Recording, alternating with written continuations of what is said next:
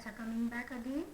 In this today's lecture, we are going to discuss the parallelogram law, where the parallelogram law states that sum of squares of sides of a parallelogram is equal to sum of squares of their diagonal. This parallelogram law we have studied in the high school level itself. Now we are going to verify whether the same law holds in the inner product spaces or not. Therefore, just let me write the law and then we will check whether the law is true in the Hilbert spaces. What I have written, sum of squares of sides of a parallelogram is equal to sum of squares of its diagonal. Sum of squares of its diagonals. Okay, now we want to write this statement in an inner product space. We know in inner product space every element is one kind of vector. Means if I want to write this law in terms of the elements of the inner product spaces, means we should write in terms of vectors. Okay, therefore first we'll try to understand how the sides and the diagonals of the parallelogram would be considered. Okay, therefore let me just draw a parallelogram. Okay, let this be a parallelogram. Okay, now this vector, let it be a vector x and let this be another vector y. This side let be a vector x, this be a vector in called as y. Therefore distance of this vector x is no doubt given by norm of x. That of distance of this vector, shall I give names?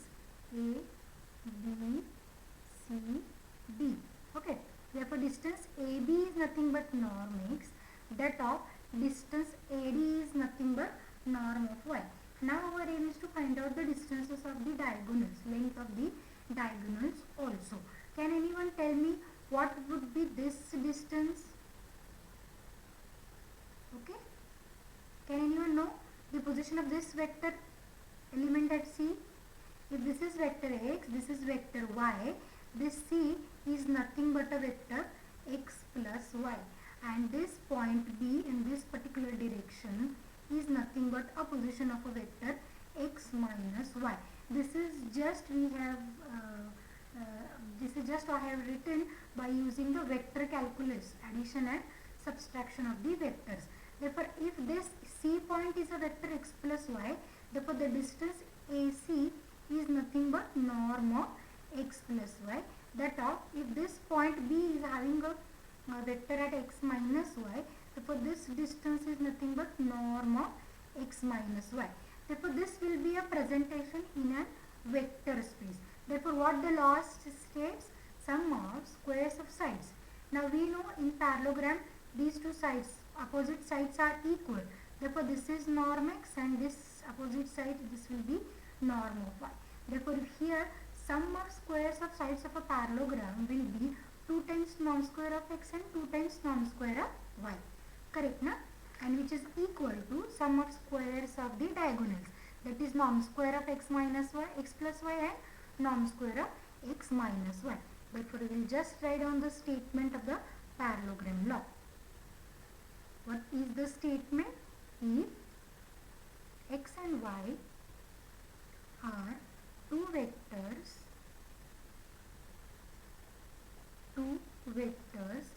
in a Hilbert space, then prove that. What one should prove? Norm square of x plus y added with norm square of x minus y. This is the length of norm x plus y is length of one diagonal, norm x minus y is the length of another diagonal, and we have taken sum of squares, okay, which is equal to sum of squares of all sides, which I can write as 2 times norm square of x plus norm square of y. Okay, if having any difficulty after this, you can ask me. Okay, therefore this is a statement of the parallelogram law. Now we will try to prove this. Proof of this parallelogram is quite easy one. Okay, to prove this we are going to make use of the relation between norm and inner product we have seen in the last lecture. What is the relation between norm and inner product we have seen? Okay, what is the relation we have seen? Norm square of x is always equal to inner product of x with x. This is what a relation we know. Now therefore let us use this. Okay, therefore here we will start with, for any vectors, for any x and y in the Hilbert space, say H. Here I will write H. Okay, we have, what we will do, we will first try to find out the value of this norm and then we will go for the second one and then we will add. Okay, therefore norm square of x plus y is, with this relation, this is inner product of x plus y with x plus y. Okay, first let me use linearity in first variable to write this is inner product of x with x plus y added with inner product of y with x plus y. Reason, linearity in first variable. Linearity in first variable. Okay. Now let us use conjugate linearity in the second variable. Though we are saying conjugate linearity, who is there wants an admission?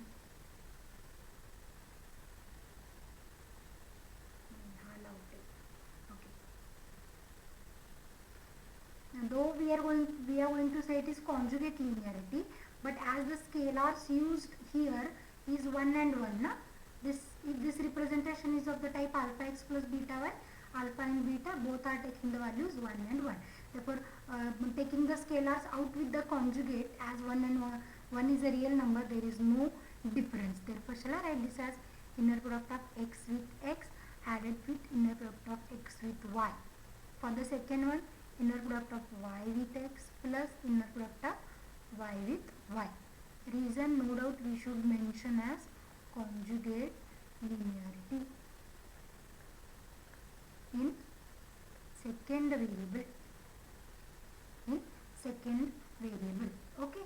Now let us just write this inner product of x with x is norm square of x, and this remaining middle two terms I will write as it is. Inner product of x with y, y with x, and added with norm square of y, and let me call this as statement number 1. Now let us find out the another value, norm square of x minus y. Norm square of x minus y. What is norm square of x minus y? This is inner product x with x minus y with x minus y. Okay. First using linearity in first variable, this is inner product x with x minus y minus y with x minus y. Reason, linearity in first variable. Linearity in first variable. Now let us use conjugate linearity in the second variable. This is inner product x with x minus inner product x with y. Next, here we have already a negative sign, therefore this is inner product y with x, and this negative of negative will get absorbed. This will be inner product y with y, and the reason is conjugate linearity in second variable. Right. Therefore this I will write again as norm square of x. Middle two inner product we will keep as it is. So it's negative y with x plus inner product y with this I want to write as norm square, no? This I want to write as norm square of y. Let me call this as statement number 2. This is the value of norm square of x plus y given by statement number 1. This is the value of norm square of x minus y given by statement number 2. Now what the job we will do? We will add both 1 and 2. Adding 1 and 2, what we have obtained? Norm square of x plus y added with norm square of x minus y is equal to, look at the right sides, these middle two inner product will get cancelled with one another, and to the left we will write to the right we will left with 2 norm square of x added with 2 into norm square of y, and hence it is the proof of the parallelogram law. Hence it is the proof of the parallelogram law. Therefore, in a Hilbert space, the norm induced by the inner product satisfies the parallelogram law, but this is not true in general in the Banach spaces. Okay. Now we will see some simple examples of the inner product spaces, and we will check whether the parallelogram law is true or not. What I just now said, that this norm, I think it is better to write in a Hilbert space. I'll write this as a no. In a Hilbert space, the norm induced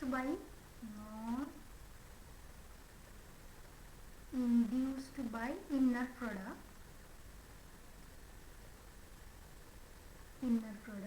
satisfies parallelogram law.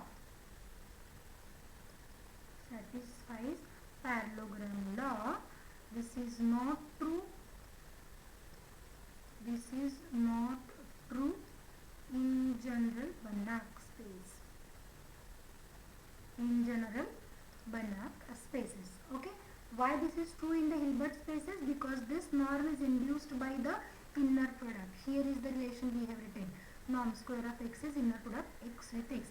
This is not true in general in the Banach spaces. Let me give an example of the Banach spaces, right, in which the parallelogram law is not true.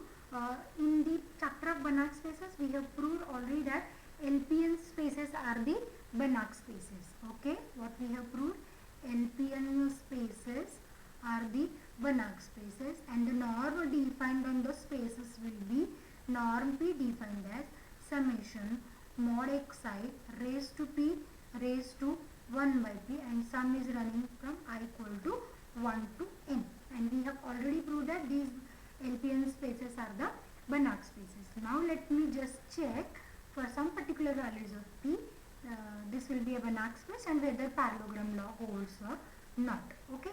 Therefore, here we are going to prove that in a Banach space L1n, the parallelogram law is not true. Why the parallelogram law is not true in the L1 spaces? We will just give an example. Okay. Here, as this L1 spaces is the collection of all n-tuple vectors. Okay. And what will be the norm acting on the L1 spaces? Here we have to put the value of p is equal to 1. Therefore, the norm acting on the spaces will be norm x is equals to summation mod xi simply, because we are putting the value of p is equals to 1. Therefore, this is the norm acting on this L1n spaces, and here we will say that we'll consider some vectors, say E1, E2 and En in L1n. Okay, where E1 I am going to consider as a vector 1, 0, 0 up to 0, n-tuple vector. E1, E2, En be the standard basis vectors, na? And let be E2 I will write as, what is E2? 1 in unit in second place, all the rest values are 0. Therefore, I will take these two special vectors and we will just check for these two vectors whether parallelogram law holds or not. Therefore, according to the statement, we will take x is equal to E1 and y is equal to E2. Then what will be x plus y? X plus y will be 1 and 1, all zeros. Okay, and what about x minus y? X minus y will be 1 and minus 1 and all zeros, right? Then we will go for finding the norm values. No doubt, as this E1, that is a vector x is a unit vector, norm value is going to be 1, but still we will write norm x is equal to norm of E1 is equals to what? According to the definition, norm x is equals to summation mod xi, and here we have only unit in one space and all the rest are 0. Therefore, this is summation mod 1 only, that is 1. Similarly, near it norm y is also 1. What about norm x plus y? Norm x plus y with this definition will be an addition, that is 1 plus 1 is 2. What about norm x minus y? this is an addition mod 1 plus mod of minus 1, which is 2. Therefore these are the norm values. Now we will consider the left hand side of the parallelogram law. What is the left hand side of the parallelogram law? Norm square of x plus y added with norm square of x minus y. Therefore this norm square of x plus y is 2, therefore this is 2 square. Norm square of x minus y is 2, therefore this is also 2 square. 2 square plus 2 square, 4 plus 4, this will be 8. Now let me write RHS. What is RHS? This is 2 times norm square of x plus norm square of y. Okay, 2 times. What is norm square? Norm of x, this is 1. 1 square plus 1. Therefore how much is the value? This is 4. And here we can check these two are not equal. Therefore parallelogram law is not true in a Banach space L1n. Parallelogram law is not true in a Banach space L1n. Okay. Now we can just check that second example.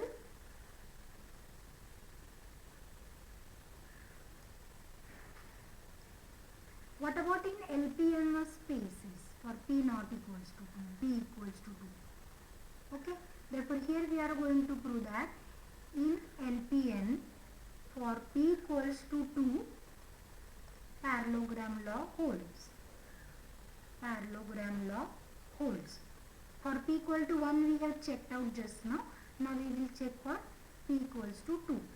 On LPN spaces we know that the norm defined is summation mod xi raised to P raised to 1 by P. Now what about a norm here in the L2n spaces, because P is equals to 2 I am taking. Therefore this is mod xi square raised to half, and the value is I equals to 1 to n. Right? Now we want to just check whether the parallelogram law holds or not. Okay. Now what is the parallelogram law? Okay. Before that, taking a square on both the sides, may I write? This is norm square of x is equal to summation mod xi square for I equals to 1 to n. Okay, that will be simpler thing for me. Now let us start with the left hand side of the parallelogram law. What is the left hand side of the parallelogram law? Norm square of x plus y added with norm square of x minus y. Let us start. According to the definition, this is summation mod xi plus y bracket square added with, here to the second one, this is summation mod xi minus y bracket square. I is running from 1 to n in both the sums.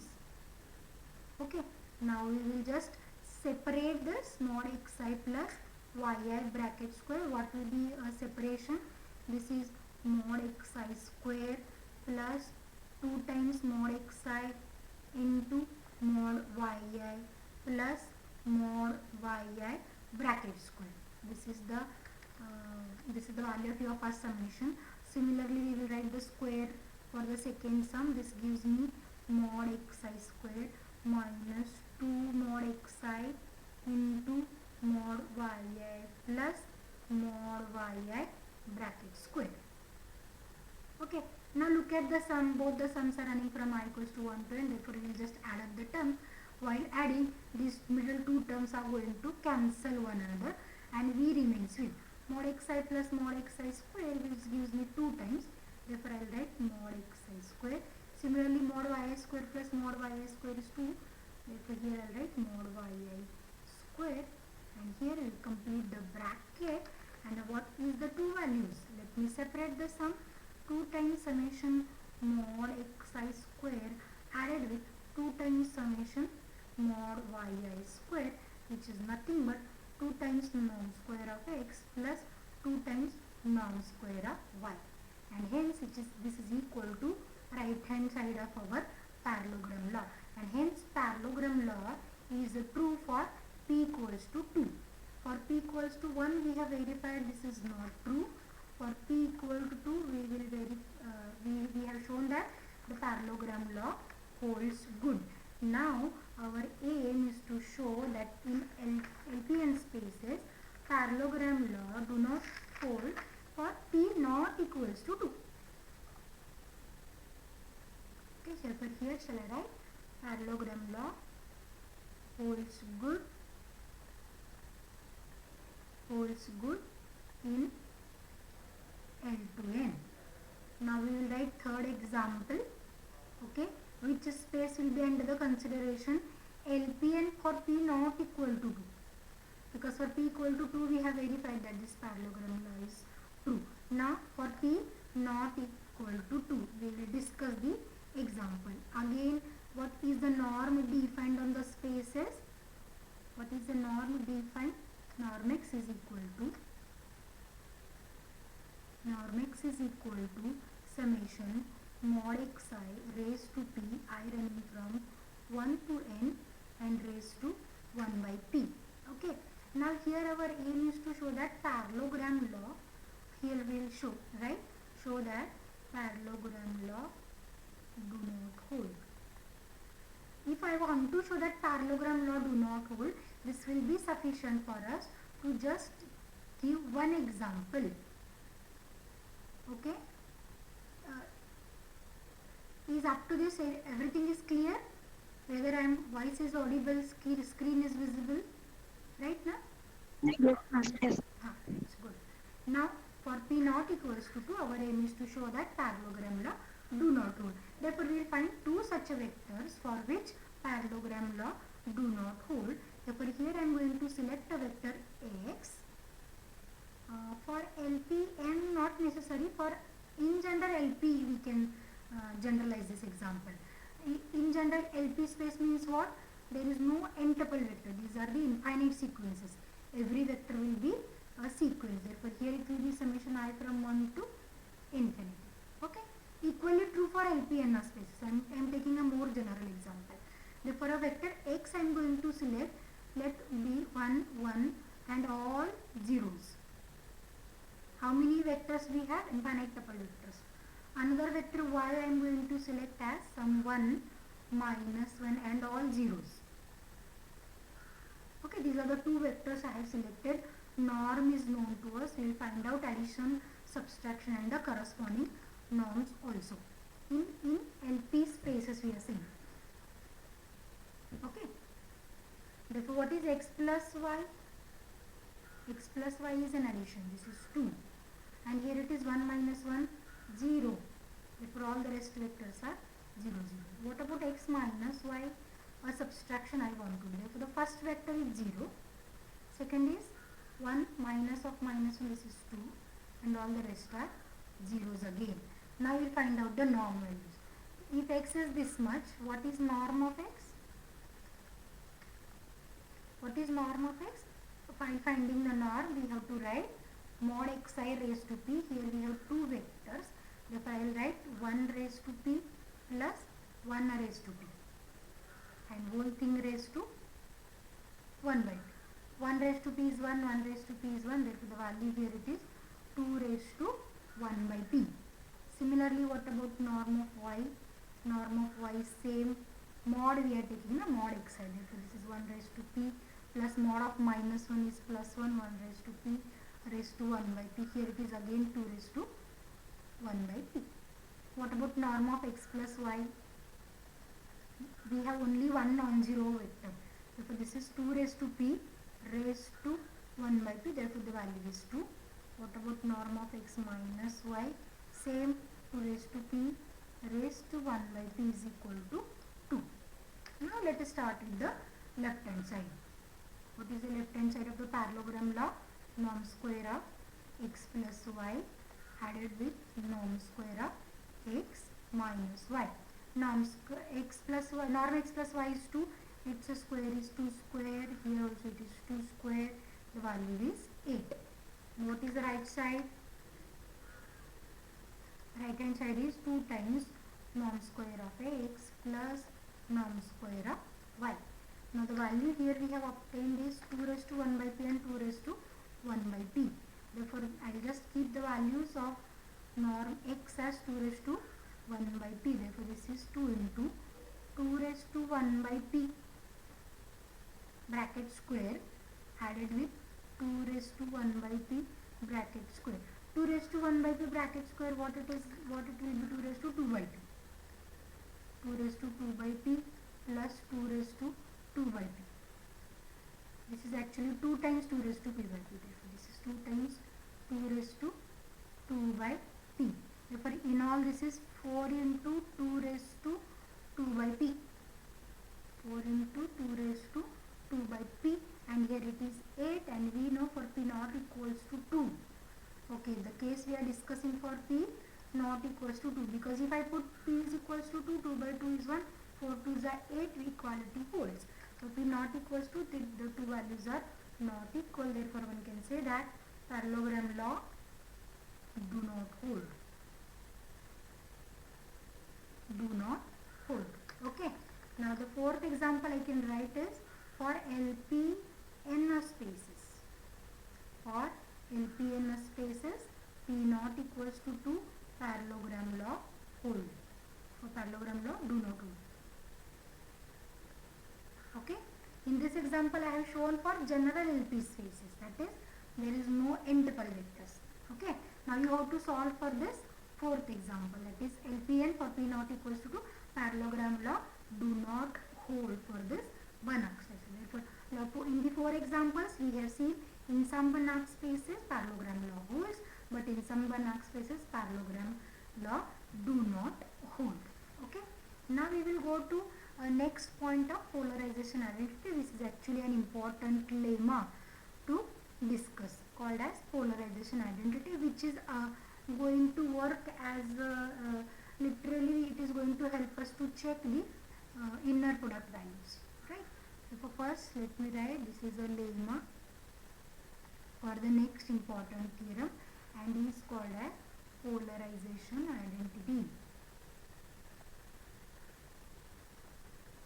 Is called as polarization identity.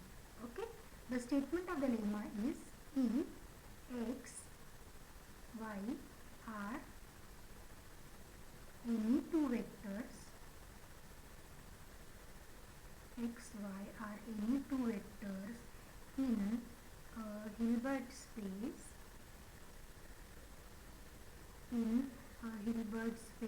yet, then prove that. What to prove? 4 times inner product x with y is equal to norm square of x plus y minus norm square of x minus y plus I into norm square of x plus iy square minus I norm square of x minus iy. Okay. This is one kind of inner product defined on the Hilbert spaces, and we want to prove that this equality holds. After proving this equality holds, this theorem is going to help us to prove that if an inner product is given to us, then that inner product will be Hilbert space if and only parallelogram law satisfies. Before that, let us prove this result. We want to prove this 4 times inner product of xy is equals to this bigger right part. Okay. And we know as usual the relation between the norm and inner product is norm square of x is inner product x with x. Now to prove this identity, we will start one by one. We will find out all the norms, okay, or we will first find norm square of x plus y, then we will find this, and we will simultaneously go for the proof of the theorem. Therefore, let me consider first norm square of x plus y. What is norm square of x plus y? According to this definition, this is inner product x plus y with x plus y, and just now we have seen this value is norm square of x, inner product x with y plus inner product y with x plus norm square of y. Let me call this as statement number 1. Where we have seen this? Just now in the parallelogram law, na? I will just show you.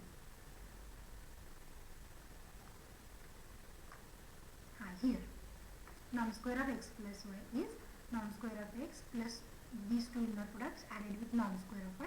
Now I am writing directly for this also. What is the change? the change is in the negative sign.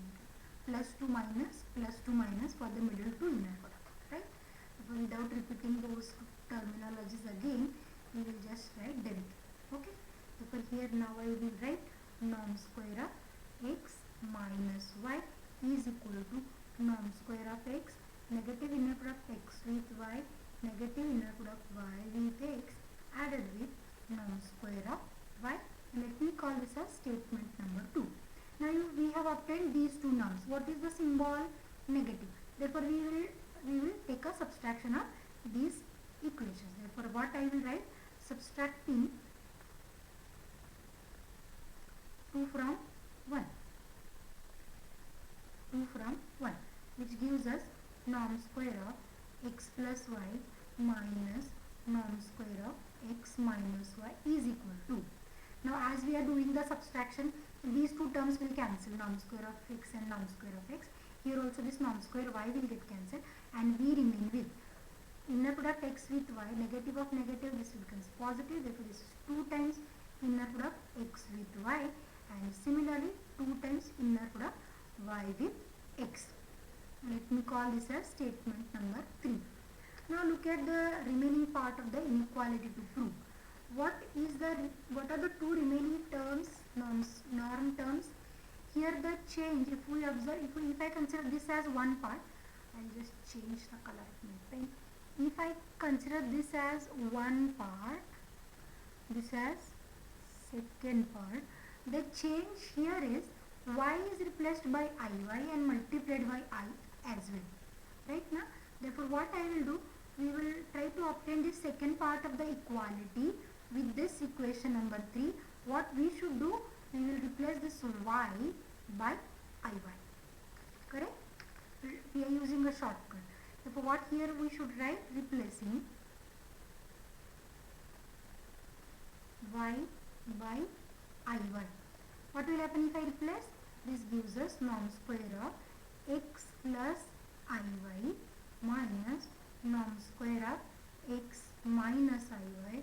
To the right, this is inner product x iy, 2 times inner product iy with x. Now we will take the scalar I out. It's a complex scalar mode. This I is in the second variable, therefore is taken with a conjugate 2 I bar inner product x with y, plus here this is 2 as it is into I inner product y with x, right? Therefore what is I bar? Minus I, no? Therefore this is minus 2i inner product x with y added with plus 2i inner product y with x. Let me call this as statement number 4. Now what to do? Now we have to multiply this by I on both the sides, right? Therefore here I will write multiplying by I on both sides. What will happen if you multiply by I on both the sides? This gives us I norm square of x plus iy minus I norm square of x minus iy is equal to. If I multiply by I on the right, here we have minus I already, which will be a minus I square, and we know I square is minus 1, therefore this becomes positive 2 times inner product x with y. And if I multiply by I here, this becomes I square, and I square is minus 1, therefore this is inner product 2 with, and let me call this as 5. Now what is the last job remains? Adding this first part with the second part. The first part is given by statement number 3, second part is given by statement number 5. Therefore the job we will do is we will adding 3 and 5. What will happen if I add 3 and 5? Just look, here it will be an addition and this term will get cancelled. 2 times inner product y with x positive, 2 times inner product y with x negative will get cancelled, and we remains with 4 times inner product of x with y. Therefore here the term we will get is norm square of x plus y minus norm square of x minus y plus I times norm square of x plus iy minus I norm square of x minus iy, and we remains with 4 times inner product x with y, right now? Look at 3 and 5. This is 3, this is 5. These two terms get cancelled. These two terms, I'm saying, these two will get cancelled, and here it will be an addition 2 times inner product x with y and with 2 times inner product x with y. Hence it is the proof of the polarization identity. Any doubt with this? If you have a doubt, you can just ask, unmute yourself and ask me. Okay. Next is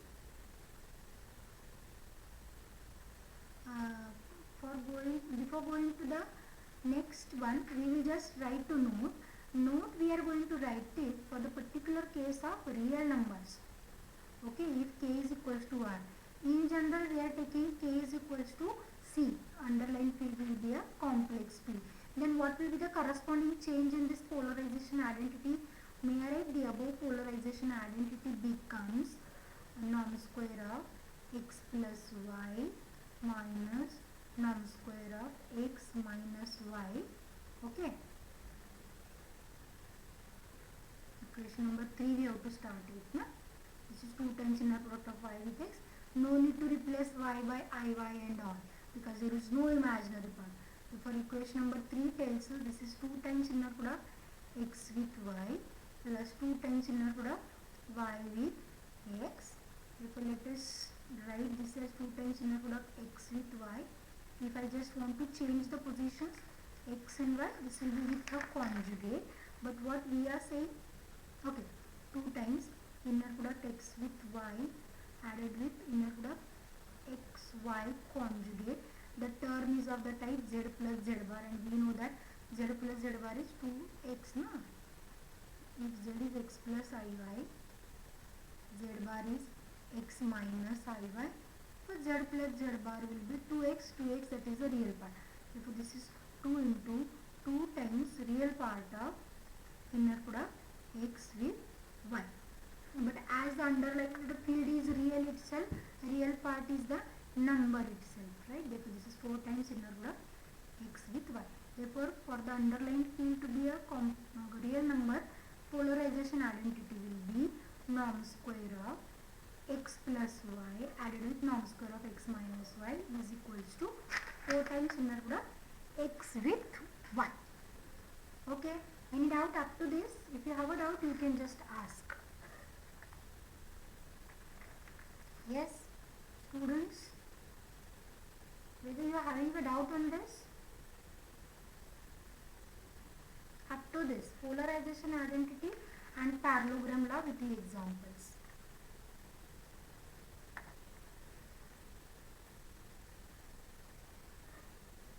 Okay, now we will move towards an important theorem. Okay, the theorem states that, what the theorem is going to state that, write the statement, let this norm be a norm on Banach space B. Then there exists an inner product. There exists an inner product. Let us denote with this symbol.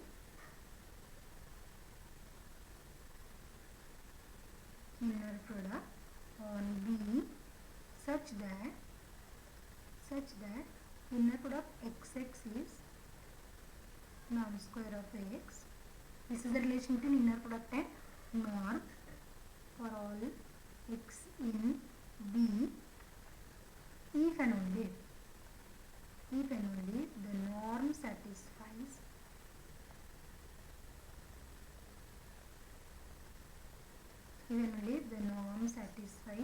parallelogram law.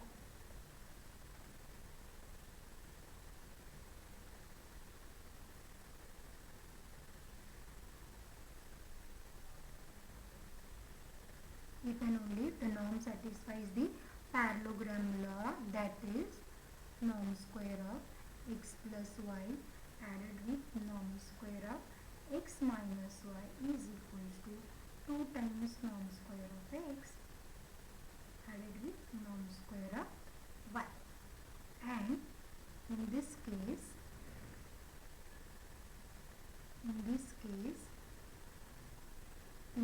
product is unique.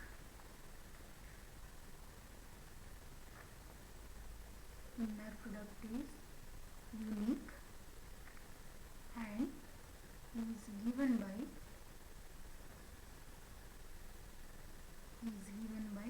polarization identity.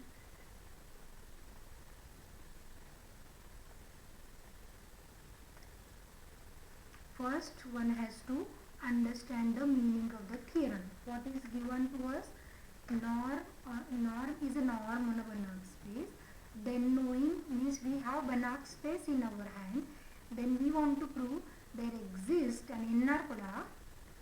There exists an inner product if and only if norm satisfies parallelogram law. Okay, that is, the inner product is going to exist depending upon the existence of parallelogram law or satisfaction of parallelogram law, and whatever is the inner product given in this case, that inner product is given by the polarization identity just now we have discussed.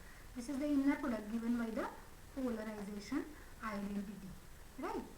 Means here the theorem we want to prove in two parts, if and only if statement is there, na? If and only if we have.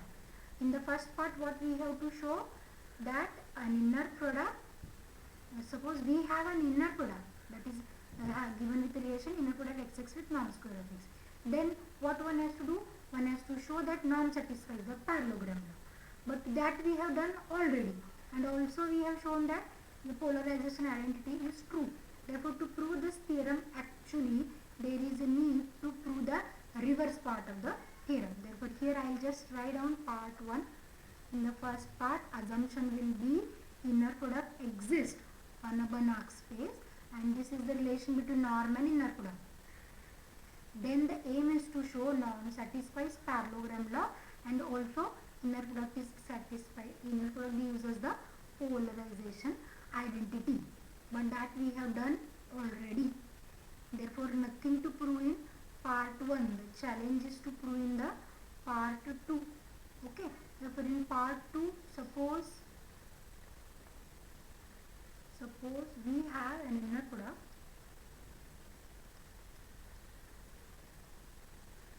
Suppose we have an inner product on B such that, what is such that? Inner product x with x is norm square of x. Okay. Then what is the aim in the part to prove? Parallelogram law. But with this relation, we have already proved a parallelogram law. Also, we have shown polarization identity is satisfied. Okay. Therefore, here we just write. Then the parallelogram law and polarization identity is satisfied. Polarization identity is satisfied. Both are already we have done it. Parallelogram law also we have checked, and polarization identity also we have checked out. Now we have to go for part 2. What is the assumption in the part 2? That it is assumed that the norm on a given Banach space satisfies parallelogram law and given by the polarization identity, then this is an inner product. That is, this B gives us the Hilbert space. The proof of the second part is somewhat lengthy. Therefore, we will take the second part in the next lecture. If anyone is having a doubt till this, then you can ask me. Proof of this second part we will take later. Okay. Proof of the second part we will take later, because this is somewhat lengthy and we have completed already an hour. Okay. And already some 5 to 6 students have left the meeting. Yes? Any doubt till this? Today we have seen two important parts, parallelogram law and polarization identity. If anyone is having a doubt regarding any point, you can just ask me.